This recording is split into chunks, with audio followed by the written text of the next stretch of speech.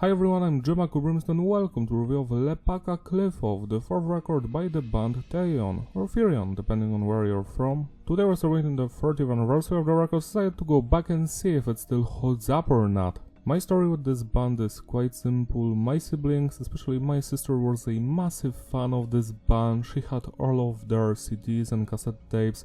I remember I was like 3 or 4 years old, just blasting this record and the previous ones. Also the next one, Feli, Woven, Dejal was the newest one at the time, or maybe Secrets of the Runes. Anyways, I would listen to this stuff every single day, and then I would wait for their newer records because she would always bring them home, like Sirius B, Lemuria. Those were released on the same day back in 2004. After that, Gothic Kabbalah in 2007, I loved that one, and later Citra Achea. That was like the last Therion record that I've enjoyed because I feel like after that the band fell off. That's just how I feel. Anyways, let's focus on Lepaca Kliffoth. So this is an interesting record for many reasons. Look at the cover art. Quite beautiful. I guess that's a dragon. So the album was written in 1994 and recorded in Berlin with the dude who also produces Sodom Records, I forgot his name, and also Christopher, the band's mastermind, I would say. So let's look at the lineup. We've got Christopher Johnson on the vocals, guitars and keyboards. He also writes most of the music by himself. We've got Piotr Wawrzeniuk on the drums. He played on the previous record and the next one. He left after Telly, but he's also present on IAP compilation from 1997, and he does guest appearances in their music as the vocalist, like he was on Summer Night City, then he was on Lemuria. I think he was also on one of the Leviathan CDs recently, so it's nice that he's still friends with the band and Christopher. Next we've got Fredrik Isaksson on the bass guitar. You might know him nowadays from Dark Funeral, and he also played in the band called Grave back in the 2000s. That's a death metal band, quite nice, go check them out. Harris Johnson is also the producer, so that's the dude who would produce the German thrash metal bands like Kreatoy, Sodom, stuff like that. So we've also got some guest musicians. I'm going to talk about them later on. So now let's focus on the record. The production is tight, it's clean but heavy, no noise from no clipping, just the way I like it. I love how you can hear every instrument without any problems. There is no loudness war here at all. It's just fantastic production all the way. Message is diverse. The songs are mostly about dragons and some occultism. We also have some songs about romantic feelings and love, and that's basically it. Some of the lyrics are also in Enochian and some other languages I don't know of, so it's hard to tell exactly what the songs are about, but like 80 to 90% are in English, so that's actually good. Structure of the songs is mostly advanced. What I mean is that we've got an intro, verse, pre-chorus, chorus, a change, verse, pre-chorus, chorus, a change, a bridge, a guitar solo, a change, then they go back to verse, pre-chorus, chorus, then another change, then an outro. So we've got a lot of segments in almost every song, but also most of the stuff do repeat, but every song has like 2 to 5 segments that only occur once. When it comes to the music genre, this is the most interesting Therion record ever. So the base of this album is doom metal and death metal, but it's mixed with a lot of symphonic metal, heavy metal and thrash metal influences, and it creates that one giant experimental ball of fun, I would say. Like, it has so many different things and it works, it just works. It's also quite annoying because you're never going to hear a record similar to this one. If you have heard anything similar to Lepaca Kliffoth, write down in the comment section. I would love to check it out. The proportions of death metal, doom metal, heavy metal and symphonic metal are just so beautifully crafted. Like, they create almost a new thing. So that's how this record sounds like. Now let's talk about the musicianship on the release. Let's start with the drumming by Piotr Wawrzeniuk. He's great, you know, his groove, the style, the precision of his playing, some double bass work here and there. He can play it slow, he can play it fast, and he's always on top of his game. He also provides some backing vocals here and there. Next, let's talk about the bass by Frederick. The bass is audible, you can hear it without any problems. The bassist mostly goes off doing his own thing, but he sometimes comes back to just follow the guitars. I love the bass so much. Then let's talk about the guitar work. It's fabulous. The guitar riffs, they sound so crunchy, so heavy metallish, but with a dose of death metal, you know, like Chuck Schuldin's Death, you know, the symbolic era. I love the guitar solos, the crunchy, heavier guitar riffs, the more laid-back melodies, the acoustic passages here and there. It's all fun. Now let's talk about all of the other instruments that are here. Some keyboard elements, some symphonic, some piano, some all of that stuff is here, and it complements the music so well. Finally, we can talk about the vocals. Christopher is doing most of the singing and yelling here. He has a weird voice here, but one of a kind. I must say that this style of his vocals fits him like a glove, and I am very deeply saddened that he abandoned these vocal styles on the next record, and then he stopped singing completely until like 2004. So I remember that he did these kinds of vocals on another record from a different band. I forgot their name. It's not enough. I feel like we need another record with those kinds of vocals, because his singing here, yelling, shouting, screaming is one of a kind, and I love it. Also, we've got some guest vocalists here doing the symphonic vocals, no, singing la la la, yelling all of that stuff, and it works perfectly. And also the other band members provide some backing vocals as well. This record does not have any vocal line that I would be annoyed or angry at. It all works in perfect harmony. Now let's rate the individual tracks. The album opens up with The Wings of the Hydra, which features Jan, Wichers, whatever, on the vocals. He does the chorus, I think, and Christopher is doing the verses and the bridge. So this song, I just love the intro.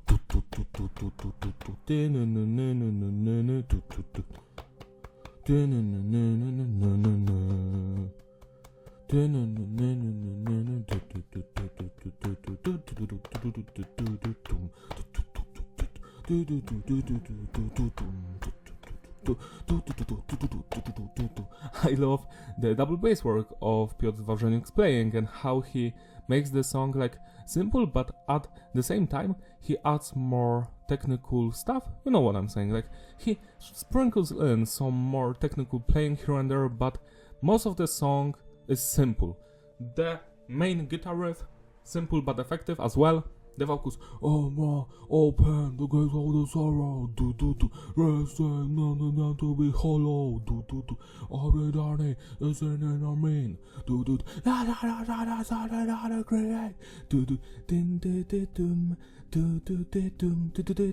it has like a keyboard and a guitar playing this very nice melody on top. Love that. And then we get the chorus with Jan. I like the mighty one, I had myself in fire, I'm the mighty one, I had myself in fire. It's just so cool, like it sounds fantastic. The entire song is a straight up banger from beginning to the end. I love the outro with the guitar solo, the bridge section.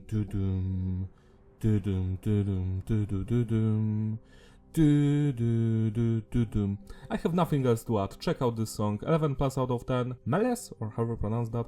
I love the intro here, like with the bass. Like the bass is and the drums are like, and then we get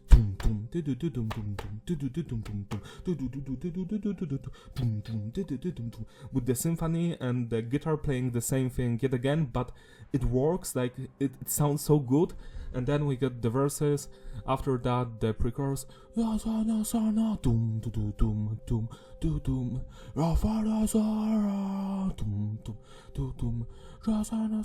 we go back to the verse, the pre-chorus again, and then like there's like a middle part, you know, like it adds more symphonic elements, and then we get like a small guitar solo. I love the variety on every song on this record. This one in particular because the beginning does not prepare you for the more heavier verses and the later middle part of the song with the guitar solo and more, I guess, introspective nature. So yeah, this entire thing from beginning to the end slaps. You have to check out this one as well. 11 plus out of 10. Arrival of the Darkest Queen. This song reminds me of video games like Heroes of Might and Magic 2, for example, because I don't know if this is just MIDI or those are real instruments, but it has that old school 90s video game vibe, you know, some RPG, some turn-based strategy game.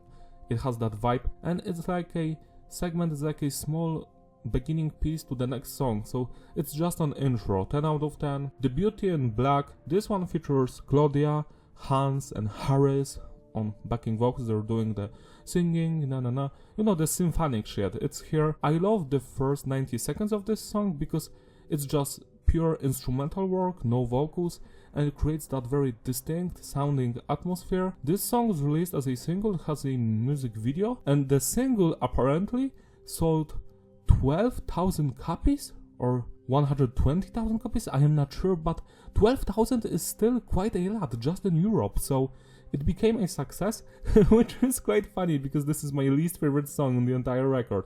I still think it's flawless, I have nothing against it, I love the atmosphere, the symphonic elements, the bass, the drums, the guitars. The vocals are great, nothing against them. I just feel like the record has better songs than this one. 10 out of 10. After The Beauty in Black, we get Riders of Telly. And this song is quite interesting because Frederick, the bassist, wrote this one entirely, which is hard to imagine because it sounds exactly like the rest of the songs, just slightly better. So couldn't Christopher make the other guys write more music with him? I wish that would happen because this song is a proof that the other members here were just as talented as Christopher. I love this song with all of my heart. The beginning, again, they sing about some riders and they're going to die, but they're fighting for the dragons. And then the chorus happens. Close your eyes. It has that very heavy death metal vibe, you know, the chorus. It's evil sounding, and I guess in the second chorus and the last one, they also add that small flute or some symphonic instrument on top of the death metal moment, so it creates that very evil sounding atmosphere. For some reason it reminds me of nu metal, even if it's not nu metal at all, it just has that presence. Love the middle part of the song with the beautiful progressive death metal solo.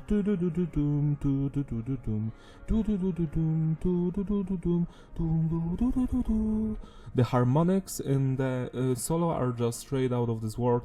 Yeah, this track, very underrated. Also, I wanted to mention that it's hilarious to me that on this record, Lepaca Kliffoth, we get like 3 Therion album titles before they will happen, because Telly is the name of the next release, the song evocation of Woven. Woven is the record after Telly, and after Woven they release an album called Dejal, and well, in Riders of Telly they are singing about Dejal, they name drop that stuff, so yeah, the next 3 records are just called after songs from this album. That's just how important Lepaca Kliffoth is. Going back to Riders of Telly, this is a straight up banger, should have had a music video. This entire record should have gotten more love, that's what I believe in. 11 plus out of 10. Black featuring Claudia, the same girl from the Beauty in Black song. Do do do do doom, the roar of darkness. Do do do do do. That's the girl. Sorry for making fun of the vocals, but they're fun. You know, this song is very dark. It has more of a doom metal edge to it, but with some death metal sprinkled in. I love it. So then it picks up the pace. Love the outro so much because it's so melodic. The guitar solo at the end. While the song begins very slow-like and dark, it will change, and that's what I love about this record, that every song can still surprise you, because the bridge part, it has various segments and they all bring some different emotions from you and they resonate with you. Black is a great song, I have nothing else to add. It's not as good as the first two or Riders, but to me it's better than The Beauty in Black. And it's funny to me that there are two songs, like The Beauty in Black and then there's Black. Like, yeah, nice. Again, the song is about dragons, I think. Like, what is that with the dragon fetish? Black is 10 plus out of 10. Darkness Eve. This one continues that darker approach to music, but yet again in the middle they bring some more melodies involved, they bring them back. It's heavy, the changes all go well, the transitions work smoothly. Love every single section, the guitar solo, the darker, heavier stuff. This one is a straight up classic, go check it out. 11 out of 10. Sorrows of the Moon is a Celtic Frost cover, it features Jan singing most of the song and I love this one. When I was 3 or 4 years old, I didn't know that this was a cover, and it's funny to me because this entire song, it sounds like it's from this album, but it's not a Therion song, it's from Celtic Frost, but they've made the song their own with this cover. It's flawless, it has that very dark, doomy vibe to it, but because they added some backing vocals, you know, that oh in the background, and they have the symphonic elements nailed down here. It sounds like a Therion song, I love it, the vocals slap, the entire atmosphere is gloomy, doomy, but magical at the same time. This song brings a lot emotions in me. I don't listen to it when I'm depressed, but I listen to it when I'm happy and I'm like, yeah, time to think about your life.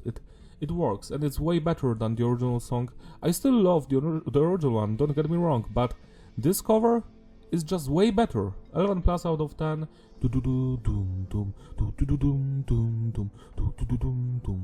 Okay. Now let the new day begin. Another song. This one was co-written with Wawrzeniuk, the drummer. I think he also co-wrote Black, from what I remember. And well, this song has more of a heavy metal edge to it because of the guitar riffs, the beginning riffs, yeah. Love the vocals, the chorus, the bridge section slaps. The outro, yet again, beautiful. Like this song, again, it's very similar to Black in that regard, that it changes moods, but every mood is a great one. So that's how I feel about this one. 10 plus out of 10. Lepaca Kliffoth. This song is probably one of my all-time favorite Therion songs. Like, it's a banger from beginning to end. It's probably their best song, to be quite honest. Love how dark and evil it sounds, majestic but also magical. There's like a hint of mystery in the background, like you're thinking about your life, you're thinking about what the hell is going on, what is life, why am I here, and it feels like that. The song is great. At the end it sounds like some weird cult is gathering and they're just chanting Lepaca Kliffoth, Lepaca Kliffoth, Lepaca Kliffoth. So that's quite interesting to me. Love the use of the symphonic instruments, all of the elements.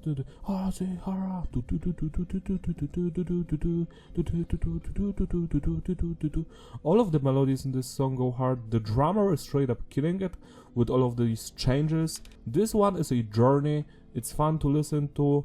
I cannot imagine this record without this song. Apparently, don't take my word for it, I just heard that somewhere, that Lepaca Kliffoth is supposed to be some kind of tree of knowledge. So yeah, because the lyrics here are not in English, I am not even sure what language is that. Probably Enochian, so the language of angels. I just want you to remind you that angels do not exist. Yeah, Lepaca Kliffoth, fantastic song. There is soul in it, there is beauty in this one. 12 out of 10. Evocation of Vovin. This is the final song in the standard edition.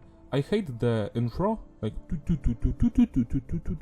that symphonic elements sounds so cheesy, you know, that so that's the only thing on the entire record that I did not enjoy, that instrument at the beginning, but everything else slaps. Like the middle part of the song is beautiful, the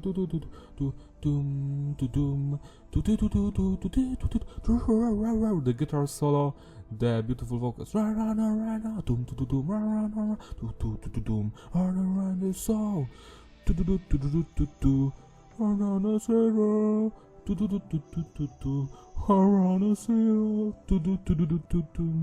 Claudia is back, same as Hans, and they're giving us their best performance yet. Yeah, I love this song with all of my heart, especially the outro, the bridge, and the middle section, and all of the guitar solos, and the vocals also slap. 10 plus out of 10. Now let's talk about the bonus tracks that are on a Digipack release from 1996, but also Enter the Voice was on the vinyl release of the original Lepaca Kliffoth back in 95, and The Veil of Golden Spheres was on the single The Beauty in Black, which was released in 1995 as well. So Enter the Voids, the first bonus track, I love it. It has that heavy metal edge to it, but with lots of progressive death metal solos, I would say, guitar riffs like that remind me of the band Death, their later works. Love the vocals here. To the sun do I tell, superstitious I am not. Running all again. Yeah. He does that yeah like James Hetfield, yeah. The eye, the sphere, the resurrection. Enter the voids of a dark dominion.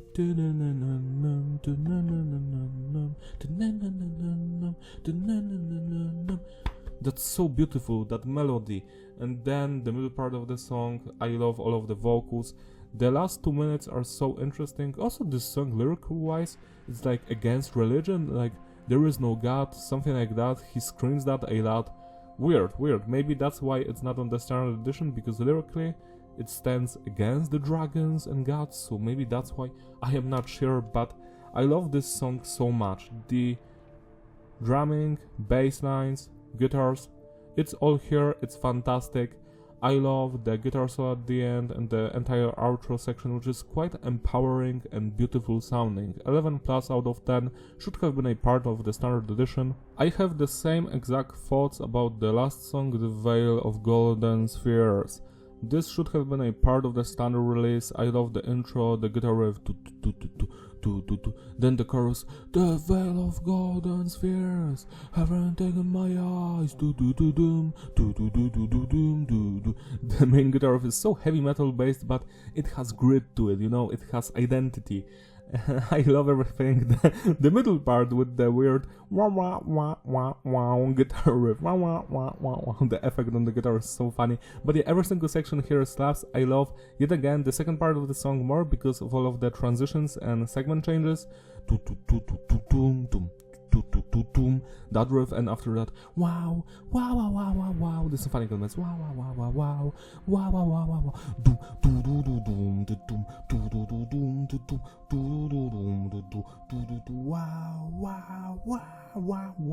wow, wow. The guitar solo at the end, yeah, this one is flawless. Also, the lyrics are quite romantic.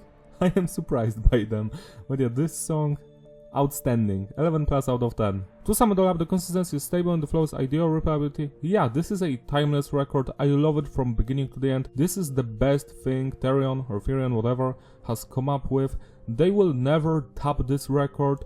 It's a moment in time that was captured and cannot be replicated. At least that's how I feel like, because no one has done anything even similar to this, and I am quite annoyed by that, because I would love to hear more in this style, because every single song here slaps, it's unique, one of a kind. You cannot mistake any song for any other one, because each single thing here has its own identity and melodies and ideas. It flows perfectly. It's hard for me to even choose my favorite songs. So yeah, Lepaca Kliffoth here is the best one. Then Sorrows of the Moon, The Wings of the Hydra, Melees, Riders of Tele, Enter the Voids, The Veil of Golden Spheres. Those are my all-time favorite songs here, and these are the best Therion songs for me. Like, you cannot make better ones. So yeah, I am quite sad what this band has turned into, became some generic symphonic metal band. Here on their first records they had identity, they had ideas. They were one of a kind, and suddenly they lost all of that. But later on in their discography, the next records, they were still fun, even if they lost the death metal and doom metal elements. They were still fun, up until like 2007. Gothic Kabbalah was the last one I loved. Citra Akra was disappointing, but still you can listen to it. But after that, this band has lost me, and it's sad to me. I would love to hear Lepaca Kliffoth performed live in its entirety.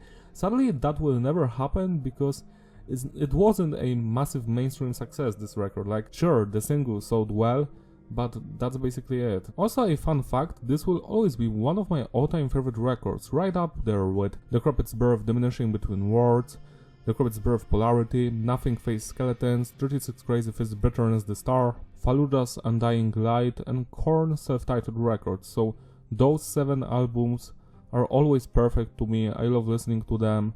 And this one, Therion's Lepaca Kliffoth, is right on the top with all of these other ones. Those are the records that I'm always listening to from beginning to the end. I cannot hear a single song from the album because then I have to check out the entire thing and I lose an hour of my life. So I need to be safe from that. I need to listen to this, you know, once every couple months because it always will take a lot of my time. like you're addicted to music. Celebrate the North by spinning this record today. It deserves your love and attention. If you enjoyed this review, give it a like and subscribe. Follow me on my Instagram, links in the description. Write down in the comment section what do you think about this album. Do you love Lepaca Kliffoth or maybe not? I would love to hear from you. Shout out to all my Patreon and YouTube members who are gracefully sponsoring these videos. I'm happy that you exist because thanks to you I can make videos like this one. If you want to join my Patreon or YouTube membership, just do it so I can make more stuff like this. I just love it. So that's all from me. I will see you next time. Bye.